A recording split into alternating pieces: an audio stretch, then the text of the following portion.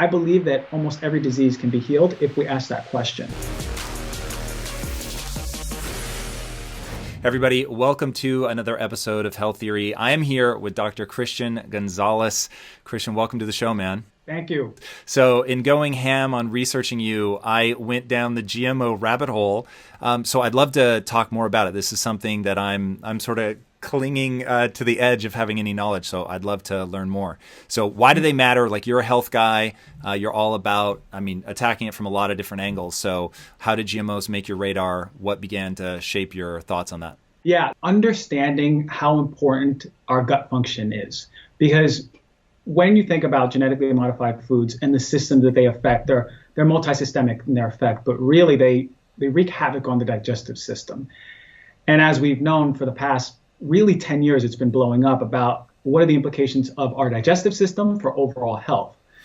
And part of the reason they came to the public and deemed as quote unquote safe is because the mechanism of the way they work was not affecting our cells, human cells, but we find that it affects the pathways in the gut bacteria. And the target is for effect as a pesticide on food, right, outside of our body.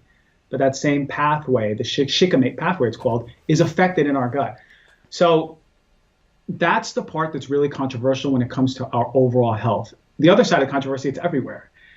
There are implications in blood cancers, liquid cancers like leukemia, which is what we're seeing now in court, right? The $1 billion awarding of the court case with the man who had leukemia or lymphoma. And when you look, it's unfortunate because there was, when was it, 3 years ago, these emails came out from Monsanto, and they showed that they're very much so aware that glyphosate causes cancer, causes lymphoma, affects the gut. You see these in emails between scientists warning people within the company about what they're seeing. And that's a big problem because the awareness we learned when those emails came out, we learned that the company was very much so aware of not only does it affect people, but exactly the mechanism of how it affects folks. So the best thing I tell folks is, look, why not just those foods? If you can't even afford organic food, let's buy the ones that are doused in glyphosate. Let's just buy those organic, right? Corn, soy, papaya. Let's get those organic. Can we run down the list of ones that are more affected than others? So I know from what I've heard, things like strawberries that have an exposed outer area that you're going to eat that are just sucking up the glyphosate is going to be way worse than something like a banana where you're going to take the peel off. Is there sort of a rough list of common foods that are problematic versus ones that are a little bit safer? Or do you just have sort of a whole approach where it's like, if it's GMO, I don't mess with it? Well, you were referring to the peels with the pesticides, that list by the environmental working group that they made. The rough thing that we can do is, like pineapple, watermelon, avocados, they don't necessarily need to be organic because they have that protective covering. Even oranges, lemons, limes. Whereas, like you were mentioning, strawberry, blueberry, raspberry, spinach, kale, as a rule of thumb, let's try to go for organic with those. So it puts us in a place where, okay, if we're ingesting this, one isn't going to hurt us. Maybe one a day for a month isn't going to hurt us. But over time, we'll see it on tests that it's building up in our body, and there's known implications to those pesticides. So what are the tests that you would run to check for glyphosate? Is there like a glyphosate blood test, or how do we find out where we're at on that terrifying scale? It's a good test. I think everyone should do it. It's a urine test, actually, right? Because that's the way the body metabolizes it. There's different companies out there, labs that do basically full spectrum toxin testing. I do it for my clients once a year. I say, let's just see where you're at, right? Because if your pesticides, it's not just glyphosate, there's over 200 pesticides that are tested. If they're in the 99 percentile, either you're not breaking them down efficiently, there's something going on the inside, or your diet is really lending to that. And that can have long-term implications, right? So the reason I become so passionate about environmental medicine, what we're being exposed to, not only from food, but the air we breathe, the water we drink. Can you define environmental medicine? I've never heard that term. It's basically the medicine of our outer world, like what are exposures, toxic exposures. So we were just talking about pesticides, herbicides, insecticides, but then stuff in our water, right? Heavy metals in our food also we didn't mention. volatile organic compounds in our rug, in our bed. One exposure is not going to hurt you. Over years, it's not going to hurt you, but you have this cup that fills up, right? And the size of your cup genetically is different than the size of my cup. And depending on how stressed we are, the cup will get smaller, but it's going to fill up at some point and it's going to manifest. Maybe for you, you might have a skin disease, but for me, I might have a lung disease. So this is what I tell people: how can we empty the cup? So let's go shopping for some organic products versus non-organic. Let's think about the rug that we just bought. Is it off-gassing in the house? What about water quality? Can we improve our water quality? Air filters, just small things in the house. That's basically environmental medicine in a nutshell. So if you had to start rank ordering this stuff, like what are the worst ones? If the average person did that full panel, what are the things that come back? Is it mercury poisoning? That's at the top and people need to really watch their fish game. Is it glyphosate? And hey, if you're eating a plant-rich diet, and I know that you're full vegan, if you're eating a plant-rich diet, are you more at risk? And like, you really need to go hardcore on organic. If you were going to give us sort of the top 3 or 5 ways that people are really getting themselves in trouble, what are those? Obviously, rough rank order. Yeah, on the test, the major ones are the whole spectrum of pesticides, including glyphosate. Even for folks who eat like fully organic, we're still going to see exposures to that, because a lot of even organic foods, they may get the runoff from other farms.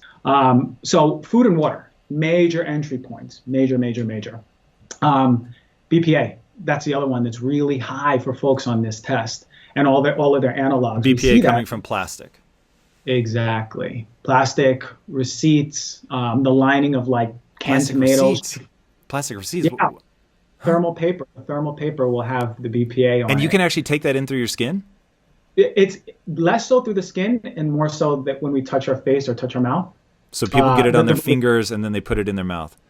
Exactly. Talk about something that I have never heard before. I had no idea I needed to be watching out for those. Okay, super interesting.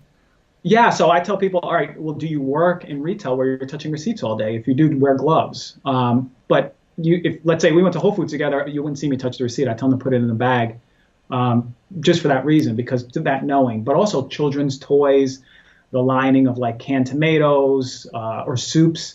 These are all things that are leaching BPA. BPA is major hormone disruptor for men and women. I think that's the most insidious thing, one of the most insidious toxins with having the most amount of effect on our body.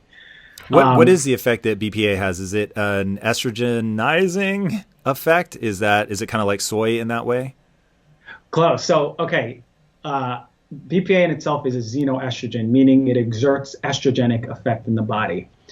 Soy doesn't. Soy is a phytoestrogen, but it's not a female estrogen. It actually doesn't exert estrogenic effect. BPA absolutely does, which is concerning because then it's predisposing us as men to prostate cancer, women, breast cancer, and men, ovarian cancer for women. And the problem is BPA mimics estrogen, binds to the cell, and then tells the cell, hey, estrogen's here, act accordingly. But it's also blocking normal, healthy binding to that receptor of other healthy hormones. The problem with BPA is this.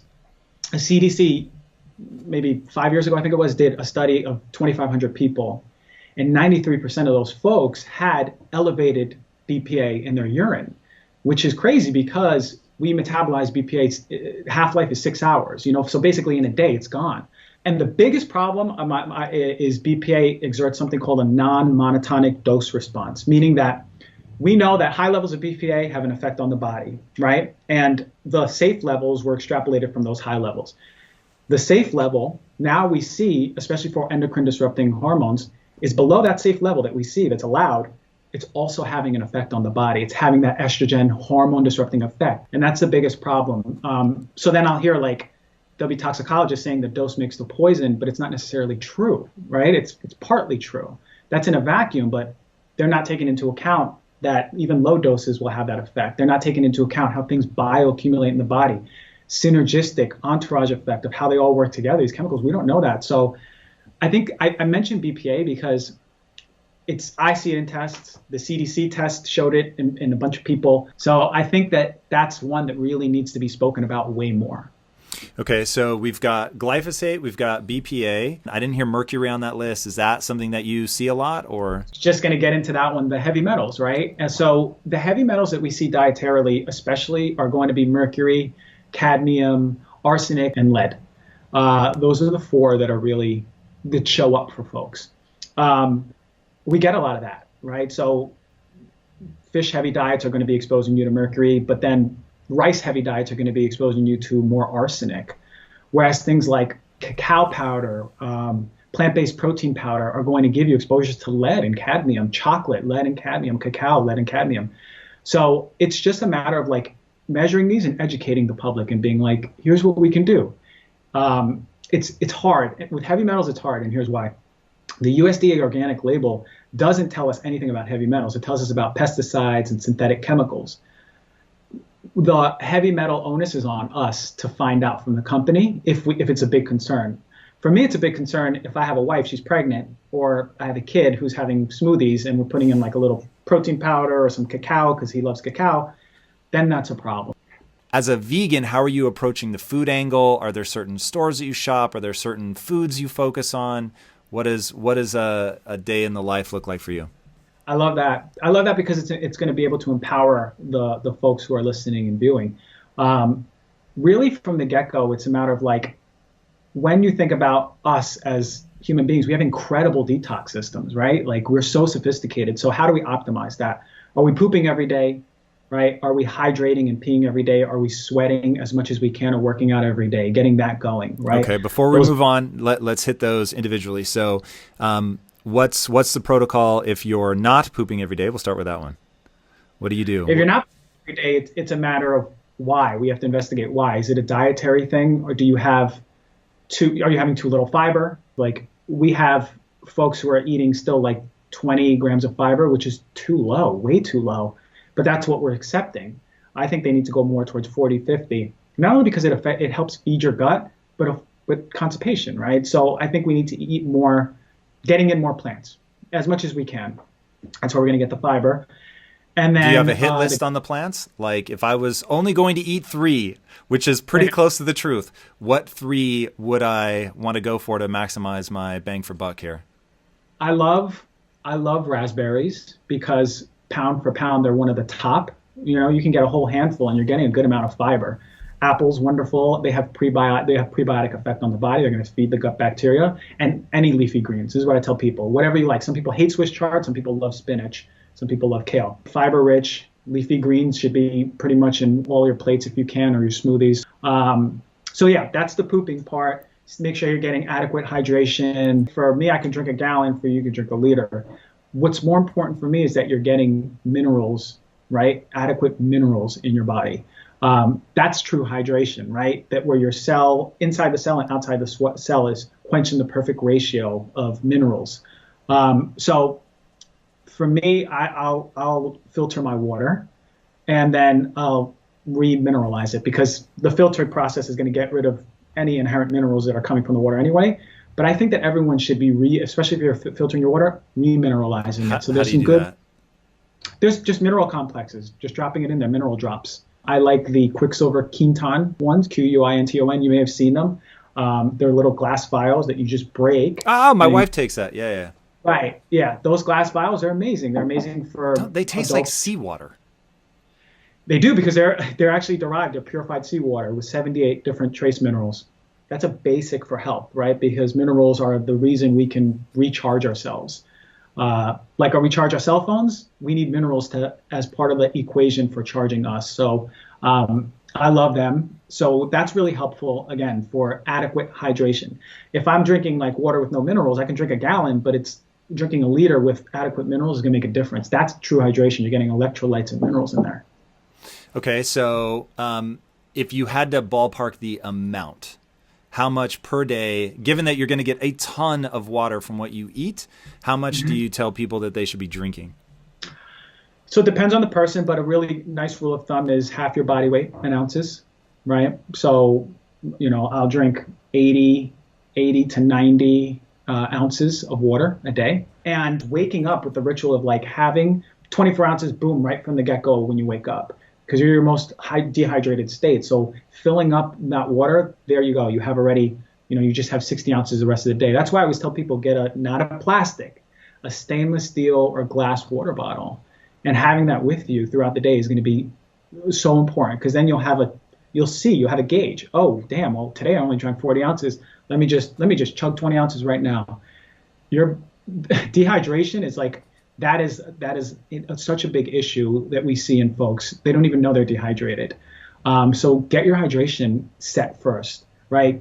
Poop as regularly. Those are two major ways of detoxification. Sweating, working out, it is incredibly necessary in every single way. But part of that necessary benefit is the detoxification and moving through like with that sweat. We see it. Like you can measure even in like, let's say a sauna, you can measure the release of those toxins into the sweat. It's amazing. What? Like you can actually collect the sweat and see the toxins coming out? Some studies that have shown that you can see heavy metals coming out of your sweat in the sauna. But still, what I tell people, you just sweat. Put on a sweatshirt, work out downstairs, just move it. Okay, so those we've got the first three: bowel movements, sweating, urine. What's next? Home. Think about your home. How do you detox your home? And this is what I love about the environmental working group. They have a database where you can cross-check your products that you have at home, right? Like shampoo. If you're like, oh, I don't know about the shampoo, let me just type it into the Skin Deep database. Then you'll see, well, damn, my shampoo gets an F. Why? Then you'll see allergies, immunotoxicity, predisposition for cancer, how it affects the environment. You'll see why it gets the grade, and then you'll see the list of chemicals and then their grade, each individual chemical. So slowly changing our consumer goods, right? Soaps, lotions, shampoos, cologne, perfume, whatever we have in the house, that's a great start. Cleaning supplies, right? Again, the Environmental Working Group has a cleaning database where you can type in Lysol, Windex, bleach, and then not only that, you can see better options ranked, like all the A's, all the B's, all the C's. So that's what an amazing, empowering way that we can slowly start shifting the things out of our home. And then I think the next phase would be just thinking about the stuff that you're purchasing at home. You sleep in a bed 7.5, 8 hours a day. Those flame retardants, those volatile organic compounds, we breathe them in. So can we get a bed that is made that doesn't have those VOCs, right? Is that a thing? Like, is there a mattress company that? Sure, there's so many. What do you look for? Organic? How is this stuff labeled? There's the OEKO-TEX, OEKO-TEX, and that ensures that they test over 300 different chemicals in the mattress, sustainable, ethically made. And then there's the Green Guard certified, which is the other label. That's the basically USDA organic label of mattresses and bed sheets and bedding, pillows. That's what we want to look for when we have those type of things. So like I bought a Brentwood home mattress, no affiliation with them, but that's one of the better ones and affordable. Bed sheets. Okay, I'll spend another $30 on bed sheets that I'll have for a while, but I just know that they're clean. So I think that we don't have to be crazy hardcore. We just have to make little shifts over time. This is why people don't talk enough about environmental medicine, as I was talking, because you don't just feel it immediately. But if you have let's say a child at home who's developed asthma, and you go to your allergist and they go, okay, they're allergic to pollen. And you're like, okay, and they're taking the inhaler, but it's not really helping. It might be because they're rolling around in the new rug with formaldehyde, benzene, and toluene. And there's known studies that show it not only exacerbates asthma, but will induce asthma. So I think that we need to be aware of this because, unfortunately, conventionally, not a lot of doctors talk about this. So it's just like, that's what I'm trying to do. I'm just like, let's bring this awareness. Let's empower ourselves, not be scared, and make a change. Yeah, that stuff is... it is really beginning to make my radar as a potential problem, especially as I think about cancer and, like the just ever increasing rates of cancer that we see and how much of this is diet related, which was my first angle of attack, which is, man, probably for the last, 10 or 15 years has been how I've approached most problems. Like if you have a problem, I'll just tell you right now, the answer is diet, right? Change your diet. But environmental toxins are starting to make my radar as a potential issue. Talk to me a little bit about cancer. I know that your mom had cancer and that sort of changed the trajectory of your medical career.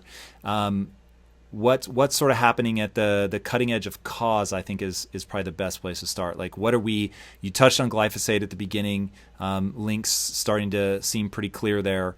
What are some other things that we need to really worry about? Yeah, I think I have, like you mentioned, I had the personal experience with cancer, and I did my residency in this integrative cancer hospital. And in that hospital, I was a little disappointed because I was like, well, we're not really looking to the root cause. We're just treating the manifestation, the end stage manifestation of what's been going on for years. And you're right, diet is huge. And that was the initial entry point. I said, diet, what are we putting in our body from our mouth first? And then came a point where I was seeing people who've been super healthy dieters for 20 years, or eating very healthy, triathletes coming with pancreatic cancer, young men, young women, athletes. And I'm like, what is going on? Because I know these people work out, they eat well. And then I started thinking, as I left that residency and working in my own practice, I said, we need to investigate. So then I started thinking about what are the pillars, sleep. We don't talk about that, but sleep is when our melatonin is its highest. Our melatonin is actually one of probably the most healing when it comes to cancer hormones. So if we're not optimizing melatonin at night, and cortisol is high at night, which is actually pushing that cancer, right, and reducing our immune function, that's a problem. So that's where stress comes in. So now we're talking nutrition, environmental medicine, sleep, stress, mental, emotional. Like, there is absolutely, you can't tell me differently. I've seen over 2,000 cancer patients. You can't tell me that there's not a mental, emotional part, right? I've seen folks do everything right, and then they've released that trauma from when they were a kid or a teenager, and that was the straw that broke the camel's back. That's what started the real healing. So we got to stop thinking just like tumor, cut it out. That is not the way to do cancer medicine by any means. We have to look for the, because here's what I say. It's like, you come in and let's say I'm your doctor and I show you a picture of a field with a bunch of weeds. And then I go, all right, we're going to cut the weeds with surgery. We're going to burn the weeds with chemicals, radiation, and we're going to put chemicals on the weeds with chemotherapy, right? So we're going to get rid of all the weeds. I promise you that, or most likely. Then we take a picture and yeah, it's all grass, no weeds. And then I show you that and you go, wow, I'm cancer free. And then we say, go home. You understand what I'm trying to get at? The soil in itself is never addressed. And that soil has many different factors that we were talking about, I was just talking about. And that's the problem, because what I've seen way too much in my career is folks go home cancer-free and they come back a year later, 6 months later, maybe 2 years later. And unfortunately, their cancer is more aggressive. And I know whoever's listening, I guarantee there's people who can empathize with this because they see this. Comes back more aggressive, and all of a sudden it's desensitized to the same therapy that was given, and then it's metastasized somewhere else in the body, right? So now we have a bigger problem, and that's what happened with my mom. Came back and she passed away. The problem is no one ever even did a comprehensive hormone test to see how she was metabolizing estrogen in the first place, right? And that she had an estrogen-dependent cancer. And there are tests out there, man. Like, we can test. I can see your hormones right now, see how you're breaking down testosterone, see how you're breaking down estrogen. If your breakdown of estrogen is giving us too much of that carcinogenic form of estrogen that pushes prostate cancer, that pushes breast cancer, ovarian cancer, that's available. This is why integrative medicine in cancer is essential for me. Like, we all have to be working together to optimize these patient outcomes. Whew. So let's dive in a little bit more to what's going on at a cellular level that's happening to the cancer. When you talked about trauma and people letting that go or finally dealing with that and the real healing begins, full disclosure, I want you to convince me, but I am super skeptical.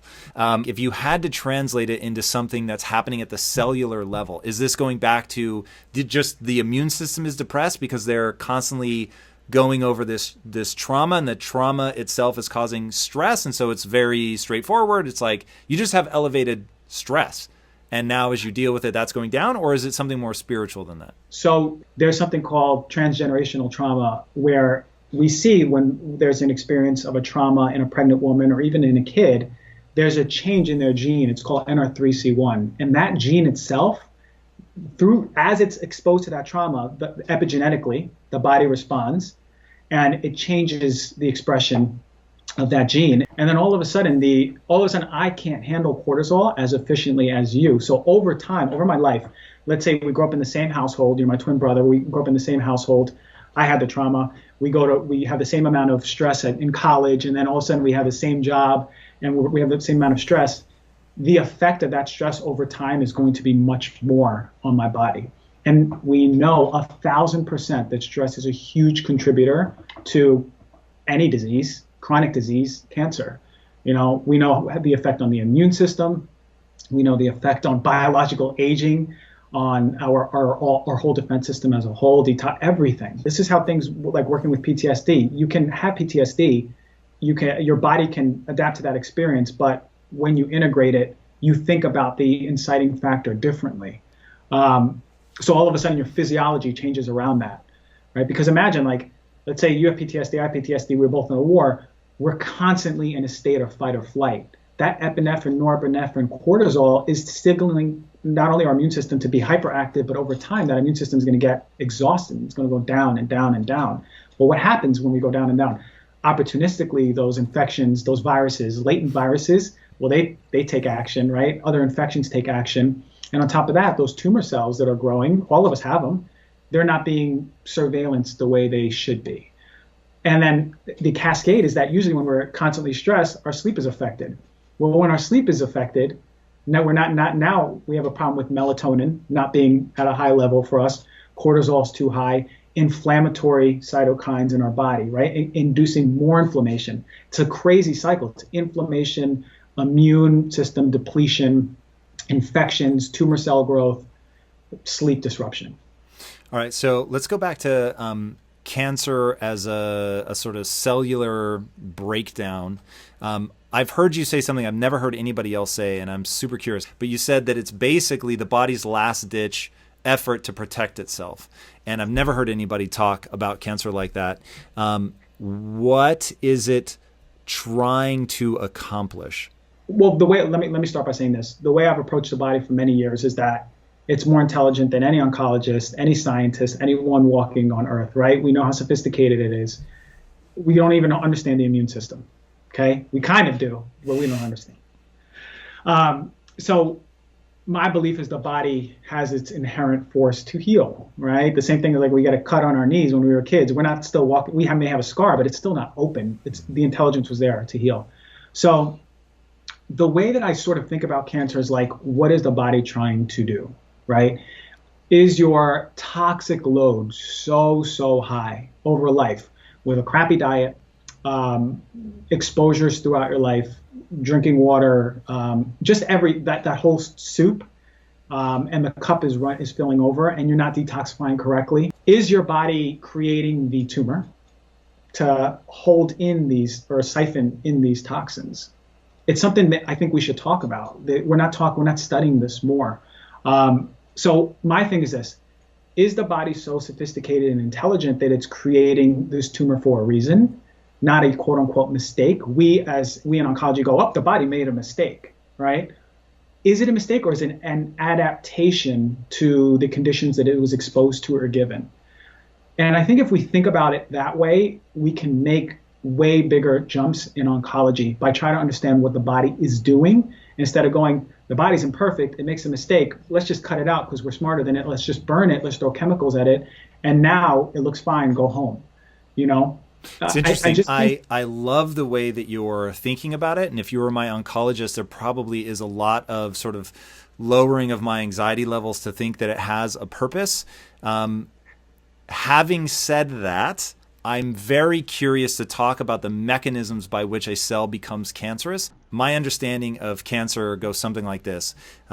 You have cells and they have a certain shelf life that evolution has said, if we don't have this shelf life, then we get cells that proliferate too much. That actually becomes a problem. So why will humans never live forever? Because cancer is the ultimate punchline to a cell that doesn't have a pre-programmed time of death.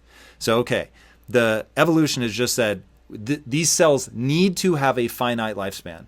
And what makes something cancerous is when it gets basically a mutation on a mutation that gets it to the point where it no longer recognizes that I'm supposed to die. So the immune system goes, okay, cool, we have a role to play. Here's a cell that has lost the realization that it needs to die. It's proliferating. Every time it divides, it passes on this mutation on a mutation. So all of these new cells don't ever die with programmed cell death. So the immune system is going around looking for those and says, okay, this cell has a problem and we have to kill it, which makes all the sense in the world about why a virus would be a problem or ongoing stress, because now the immune system just isn't going to catch as many, so it's more likely to proliferate. As a tumor begins to grow, obviously it draws blood supply to itself. It now starts getting more and more robust. But all of that, you're so wise to say, we don't understand this well enough, and so we need to open our minds to this could be something else. I am totally on your team with that. I'm just thinking it does seem, though, like the body is really trying to hit the brakes on cancer before it gets out of control. Yeah, that is, and the way you described it is literally the mechanism. There's a inciting factor over time, right? Let's say oxidation from really poor diet, right? No antioxidants in the body over time, and it's hitting that gene. It's causing the mutation in the gene. And what you said is the differentiation step, where all of a sudden the cell's not differentiating the way it's supposed to, and then it's propagating over and over and over. My only question is, what is the reason it's propagating, right? And what is that tumor doing, right? It's drawing blood supply, but why?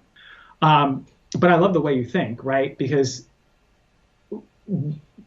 if we subscribe to the idea that the body is essentially always trying to balance and create homeostasis, then we sort of have to understand why it's in balance. And I always say, it's like, is there an obstacle to healing, and are we giving the body what it needs to heal? Those are the two. I believe that almost every disease can be healed if we ask that question, right? Giving the body what it needs, those building blocks to heal, and then removing the obstacles to cure. So, and the building blocks, is there anything beyond food? Like, are we talking about grounding, sunlight? Like, what are... Yeah, I think foods is the major part, right? Like vitamins, minerals, antioxidants, nutrients, but also like vitamin D, we're talking about from the sun. Grounding for its effects on oxidation in the body, anti-inflammatory, like all of that as a whole. If you had all the money in the world and you could run any test that you wanted to figure out whether tumors have a function towards taking us back to homeostasis in the face of something problematic, either there's building blocks that are missing, my diet's totally fucked up, and meaning it's missing something, or that either I'm eating the wrong things, or I'm intaking all these toxins. So, because it's a super interesting question you're asking, man. So we take the hypothesis that the cancer is a last-ditch effort to get the body back into homeostasis in the face of some incredible stressor, to use my own language. What test would you run to find out if that's true? Like, what would need to be present in the cancer cells themselves for you to go, I knew it, there it is. It's trapping something, or it's drawing resource. It's like an immunosuppressive. I'm guessing. I'm just curious, like what the answer would need to be. That's a great question, man. And I think it would start with, depending on the type of cancer that we see. For some hormonally driven cancers, absolutely, I would do not only a blood hormone test, but a dried urine hormone test, which is going to be so important at seeing, like, again, is your form of estrogen so high, the carcinogenic form, the 4-OH form, is it super high? I would do the toxin test, the heavy metal test for sure, and then I would want to see what's in the tumor. If there's the presence of, any of the fat soluble toxins, are they staying in the body? So absolutely, I'd be like, let's do human trials. Let's take 1,000 tumors and let's just see what's in them, and let's test them for every single known toxin and heavy metal that we have. And let's put the data together, and let's see what percentage of folks who have this cancer, and how does it manifest.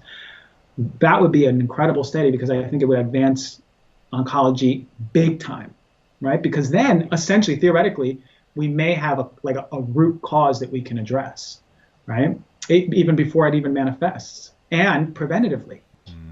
As a vegan oncologist who has spoken very profoundly about the sort of freakish, horrendous nature of food in hospitals, what kind of diet do you put your patients on? Do you put them on a vegan diet? Do you let them decide? Like, what does that look like?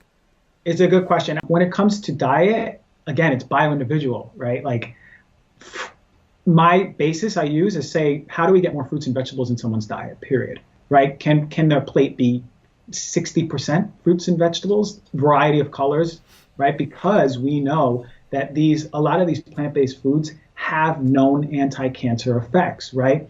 Beans, legumes, leafy greens. What is their anti-cancer effect? What mechanism? It depends. So some of them work just purely as an antioxidant. Some of them are anti-angiogenic. We were talking about the growth of the blood vessels. Some will actually regress the blood vessels from growing. Some will actually be anti-cancer, meaning like they'll kill the tumor cell. They'll actually target and kill the tumor cell. Turmeric, like a spice that we can use all the time. Anti-cancer effects, more than one. So starting with food, how do we get in those spices? How do we get in those fruits and vegetables, all different colors? Really fast, going back to the ones that have, like, they're actually targeting the cancer cell. I'm assuming that it's not like that thing itself makes it into the bloodstream. So what of those things that you just listed has that kind of aggressive anti-cancer property, and what sort of cascade of things triggers that? Like, what is it actually doing? Like, for example, turmeric in itself, its byproduct or its breakdown product, curcumin, that's what we see have the physiological effect on cancer, right? So anti-angiogenic, it'll reduce that signal that's telling blood vessels, VEGF, it'll tell the blood vessels, nope, no more, reduce it. No, we don't want any more blood growth. Does it do that only to tumors, or does that do that all across your vasculature? The beautiful thing about a lot of these foods is that they target tumor cells, cancer cells. It's pretty amazing. And this is where I go back to, like, nature, our connection with nature. Like, there's something very perfect about the way nature designs stuff.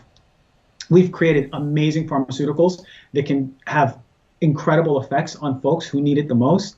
But we also have to consider what nature does in perfection. So I always say, all right, what's the type of cancer? What foods have been shown to be effective against this cancer? What is the organ in question, and how do we support those also with these foods? But I don't say everyone, you got to go vegan, right? Because there's folks who actually can benefit from quality. It's got to be quality now, the question. If you're having animal products, it's got to be quality. That's the most important, because getting that conventional meat in someone's diet, when it's conventional, you'll have a higher inflammatory profile by virtue of the feed and the living conditions. All of a sudden they're eating that, and that's lending to the inflammation that we don't need, right? So it's having the opposite effect. What I'm trying to say, the rule of thumb is, how do we get in rainbow fruits, vegetables, some beans, some legumes, some nuts, some seeds, things that we know have a physiological effect on the body, at the very least being an antioxidant. And what do you think about cancer metabolism and the Warburg hypothesis in terms of cancer cells basically only being able to metabolize glucose? So for those that have never heard of it, the Warburg hypothesis is basically cancer happens when the cell, the mitochondria get damaged, and they can no longer use ketones as a fuel source, and they have to use glucose. And if the cell can truly only thrive on glucose, then if you simply starve the body of glucose from a diet perspective, the only glucose would be in the system would be from the neogenesis that occurs from protein. So you can gluconeogenesis, you can turn protein into glucose, but it's actually a relatively small amount. And so you should be able to halt, or in some cases even reverse, the growth of a tumor. Okay, so that's the hypothesis. Whether that ends up being entirely true, partly true, whatever, I don't know. But the sort of first rule of Cancer Club for this only mildly educated person would be, I would cut out sugar fucking immediately, and I would go into as deep a state of ketosis and prolonged fasting as I could. But as somebody who actually deals with patients, what's your take? When it comes to ketogenic, that's actually a go-to diet for me for a lot of the brain cancers in particular. So the question is, like, we know that these foods have an anti-cancer effect, anti-inflammatory effect. They're going to be protecting the body. They're going to be stimulating the immune system, all these wonderful foods. And then the other side of it that you're presenting is glucose having an effect as far as feeding the cancer cell. The thing is, it's going to feed every cell, right? The glucose. But cancer cell, yes, it will utilize that. For me, I would know what I would do immediately is I'd do a fast for sure. I don't know how long yet. I always question if I was to ever get cancer, how long I would do a fast for. I would definitely do it within a safe window. But I want to see, because we know that folks who are getting chemotherapy and they fast, it actually sensitizes the cancer cell to the chemotherapy and protects the healthy cells. So fasting has a major, major role. When it comes to, I'm not going to say prevention, because I'm not going to say like, okay, do this and you're going to prevent cancer. But what I do for folks who go, hey, look, my dad had prostate cancer or my mom had breast cancer and I want to do everything I can prevent. I always check their insulin status and their blood glucose. That's so important. That metabolic health translates to so much when it comes down the road. But right now, it's like, what can we do? We only know what we have the data for. And that's the only way to practice safely. Word. Christian, thank you, man. Thank you so much for taking the time. There were a lot more stuff that we definitely could have gotten into. I appreciate you diving into all this stuff. Tell people where they can find you and learn more about what you're up to. Cool. So it's Instagram, and I put a lot of information out there at doctor.g. I too have a podcast. This is where I'm at the studio of Heal Thyself, and starting an online community called the Swell Score. This is going to be a community where it's going to be curated by doctors and practitioners, where we put together the top supplements for whatever condition. So let's say you want to find the best magnesium. We're going to handpick the best based on what we were talking about. Remember, I was talking about heavy metals? We'll have cacao powders on there that we know have third-party testing, low heavy metals. So now people don't have to be like, hey, doc, what do I get? Where do I find this? So that's the project. This is where they can find me. Awesome, man. Thanks again. Guys, if you haven't already, be sure to subscribe. And until next time, my friends, be legendary. Take care. Thank you guys so much for watching and being a part of this community. If you haven't already, be sure to subscribe. You're going to get weekly videos on building a growth mindset, cultivating grit, and unlocking your full potential.